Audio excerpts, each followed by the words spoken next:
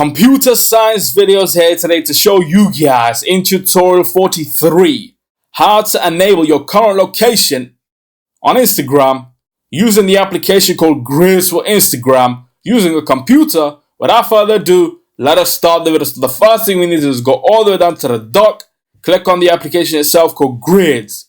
Make sure that we assign onto the account, click on the profile which is on the navigation bar, and now where we have 4 logos, the home logo, the search logo, the current location logo, and the profile logo, click on the third logo,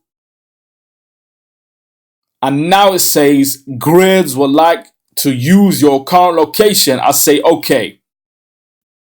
As we can now see, after we enable the location, we are then given all the photos and videos on screen, and that tells me this is a very good feature because now I can see all the photos and all the posts from my location